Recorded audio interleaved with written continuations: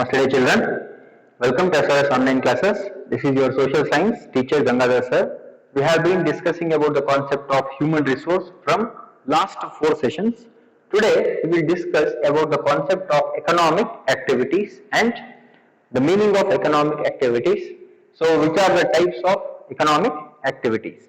Now in simple terms we can say that all the activities carried out by individuals for the materialistic benefits or monetary benefits, they are referred as economic activities. Suppose I am teaching you people and in return I am getting salary, I am getting paid. So what is my return here? So my return is fees or my return is salary. Now what is your benefit? You people are getting educated and your job perspectives are increasing day by day. Okay. So this is what we refer it as an economic activity. A doctor is performing is all the duties in a clinic or in a hospital. Then he will get what? He will get salary, he will get remuneration. So that is also economic activity. A farmer is toiling hard, he is working very hard in agricultural field. So in return what he is going to get? He is also going to get remuneration for the products that he has or she has grown. See, all these things can be broadly referred as economic activities. So, the meaning of economic activities is the activities carried out by individuals in return of monetary benefit. And remember, dear children, there are some activities for which we people are not going to pay any monetary benefit. In return, we don't give any monetary benefit. See, which are those words? For example, if in your home, your elder sister is going to teach you any subject, for example, social science, economics, mathematics, science. After teaching, after learning, do you think that your elder sister is going to ask any money from you? Definitely not, because she is doing out of the love. She cares you and she won't expect any returns, monetary returns from her teaching. That is called as non-economic activities. See, your mother, she is going to cook the food for you, for the entire family. She takes care of the entire family. For that, do you think she is going to ask salary at the end of the month from your father? No, definitely not. Why? Because it is non-economic activities. They are performing it out of love. Okay. So this is the difference between economic activity and non-economic activity. And what are the three types of major economic activities? Now remember, dear children, we people, that is all individuals, we are either engaged in one of these sectors, either primary sector, secondary sector and service sector. Now what do you mean by primary sector? Primary sector is a economic activity where the individuals are going to make profit or individuals are going to produce something by using the natural resources. Simple. That is called as primary sector. For example, if you want to grow groundnut, okay. See, what are the essential things you need? You need soil, that is raw material, water, raw material, then proper nutrients, raw material, then sunlight, that is raw material, proper atmosphere. See here, who plays an important role? Not a farmer. Okay. Here the natural resources which are available, that is very important. If there is no soil, if there is no water, if there is no environment, do you think that the farmer can cultivate that crop? It is impossible. Now another example I am going to give you. Timber industry where we people are going to cut down the woods or cut down the trees and we are going to use it for our carpentry work. Timber industry, that is also primary sector, because tree, it is not cultivated by any one person. You have not put any extra effort there. Of course you might have watered, but most important raw materials are available in the nature itself. See, this kind of economic activity, it is done in between the nature, where the natural resources are very important. Now you are owning a dairy. Okay, you are owning hundreds of cows. That is also primary sector, because the milk is not produced in a company or in an industry or in a firm. So it is given by whom? It is given by cow. It is a natural thing. It is a natural animal. So all these activities which are done with the help of natural things, or which are done by using natural things as raw materials, they are referred as primary sector. Even honey bee keeping, that is also primary sector. Agriculture, primary sector. Flogging, that is timber, that is also primary sector. Mining industry, that is also primary sector. Why? Iron ore, do you think you people have prepared it? No, it is done by the nature. You are just extracting it. That is primary sector. I hope that you have understood the meaning of primary sector. Now secondary sector, dear children. Secondary sector, it involves those economic activities where the natural resources, by using natural resources as raw materials, the people are going to convert it as a end product. That is called as secondary sector. Once again I will tell you, by using the raw materials, secondary sector means by using the raw materials, the finished product is produced. Simple, the finished product is produced or manufactured. That is called as secondary sector. I will give an example. Now cotton, assume that I am a farmer, I am cultivating cotton. Cotton, it is a result of primary, it is called as primary sector, agriculture, okay, because I use the natural raw materials to produce that cotton. Now, if the same cotton is used and the cotton yarn is produced, and through that yarn we have made a fabric, that is called as secondary sector. All the industries, all the manufacturing sector, they come under what? Secondary sector, dear children. Preparation of this chalk piece, secondary sector. Production of this shirt, secondary sector. This what we call as a blazer, secondary sector. Slipper, secondary sector. Chalk piece, secondary sector. The cell phone that you are using, secondary sector. Everything. So where the raw materials are used, and by using the raw material, finished product is produced. So those sectors are referred as secondary sector. Now tertiary sector or service sector, dear children, service sector. Here service sector means, in this sector, the people who are involved, they will provide service.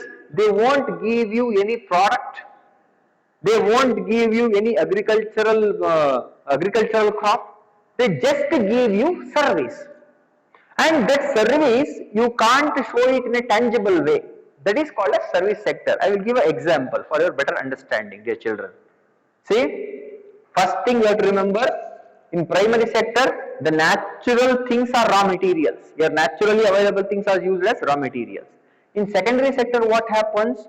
The product which is produced by the primary sector is used as a raw material to manufacture a finished good. That is secondary sector. Then in service sector, what happens? Service sector, here human intelligence, human skill is a major raw material. For example, if you go for a treatment of your disease to a doctor, do you think that doctor is going to give you anything which is tangible? Of course, you can show the tablets. I am not talking about the tablets. Okay, after diagnosis of your ailment, you will pay fees to the doctor, 200 rupees, 250 rupees, consultation fees. Now, he is going to write some prescription to you, and you are going to produce that prescription to the medical shop, and you will procure the tablets and you will go to home. Suppose your father asks, so I have given you 500 rupees, how did you spend that 500 rupees? What you are going to do? You will only show the tablets. You will say that, so dear father, I have taken tablets which is worth of 250 rupees. And what if your father is going to ask, what about the other 250 rupees? You are going to say, I have paid it for the what we call as consultation fees. Consultation fees for whom? For the doctor. Now if your father is going to tell you, why did you pay him? You will tell that because he treated me. Now if your father is going to ask, show me the treatment, can you show it? It can't be shown. It is non-tangible thing. Now you people are learning the concepts here in the school. Now after learning the concept, if your father, your parent are going to ask, what are the things that you have learned in the school? Just show me. You can show the notes. You can show the notes, but you can't show what the teacher has taught because it is not tangible. This is service sector. Engineering service sector, software industry service sector, banking service sector. You can show the money, but you can't show the service given by that bankers. So these are the three important sectors in every economy, dear children. Please understand. Doctor, service sector. Okay, engineering, service sector. Then a teacher, service sector. We all provide us service. Suppose you go to a movie. If you are going to watch a movie. After watching that movie, if you come to home, if your father is going to ask, show what you have learned in the movie, or if you are going to say, I have enjoyed the movie, can you show that enjoyment? You can't show it because it is a service given by whom? Given by the actors and actress in the movie. All those things they come under service sector. Now, in your textbook, they have given a concept of market activities and non-market activities, dear children. What is this market activity? Market activity means the products are produced, the products are manufactured for the purpose of selling it, for the purpose of selling and making monetary benefits. That is called as market activities. Suppose I have prepared chalk piece and I sold it in the market. I earned 2 rupees. That is market activity.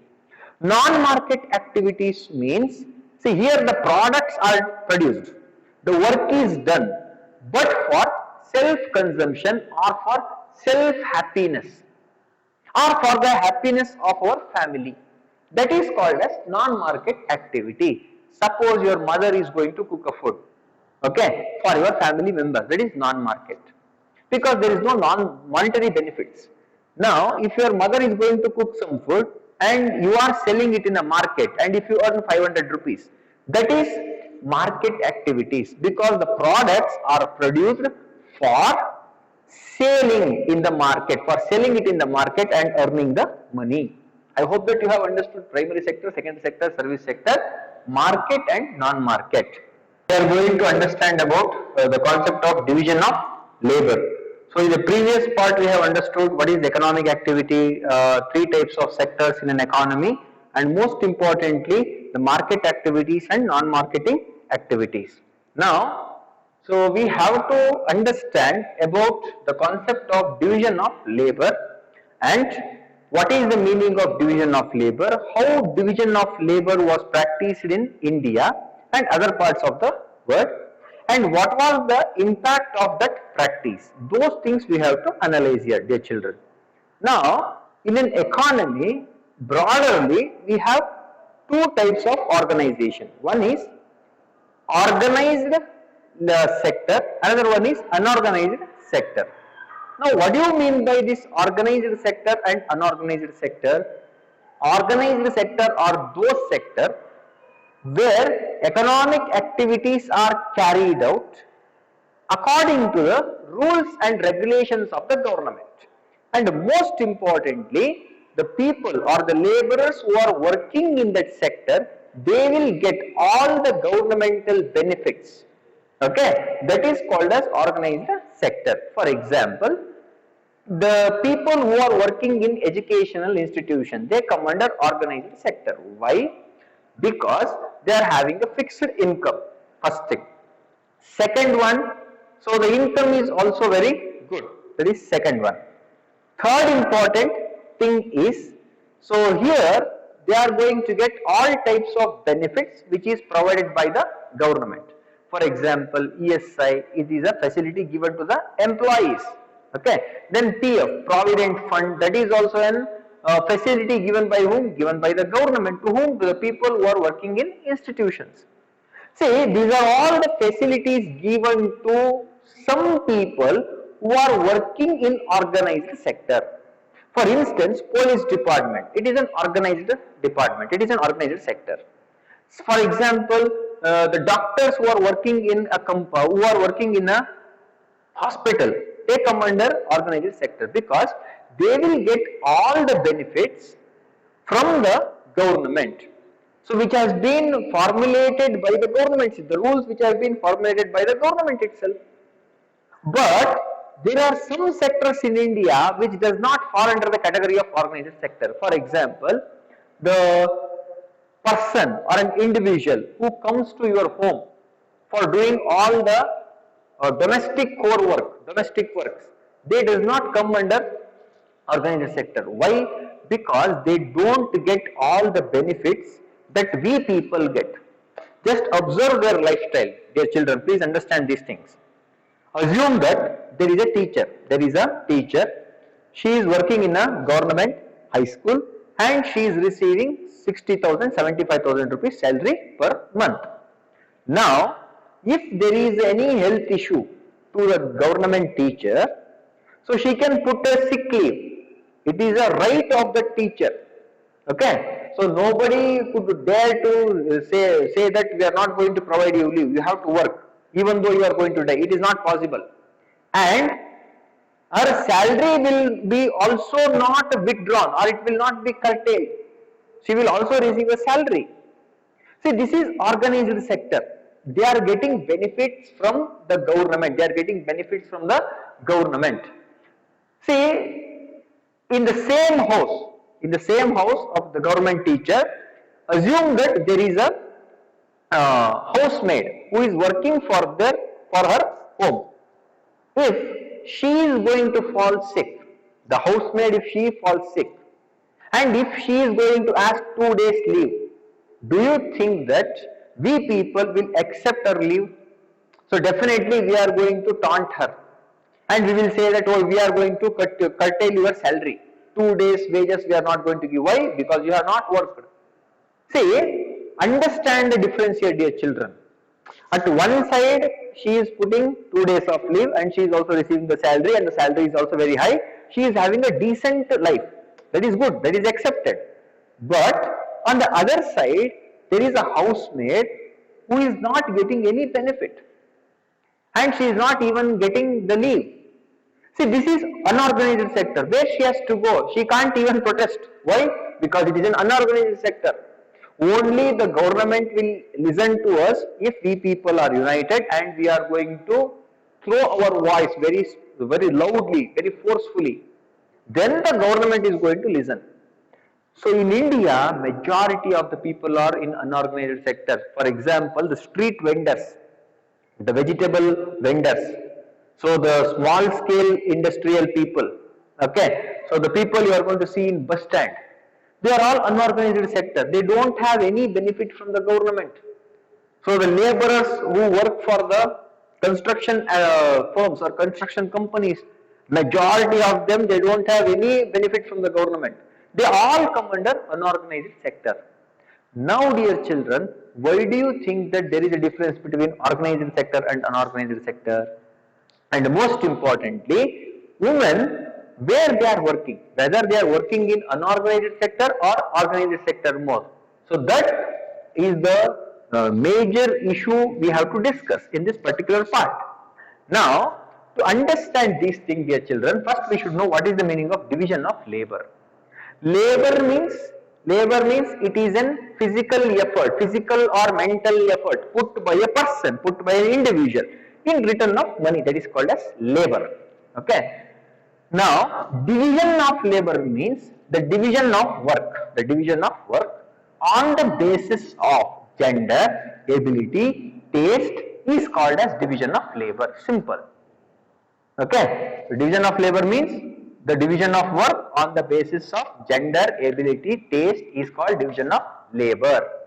Okay. So, earlier in India, if you look at the cultural context of India, social context of India, women, they were not encouraged to step outside the home nearly 40 years, 50 years ago. They were not permitted.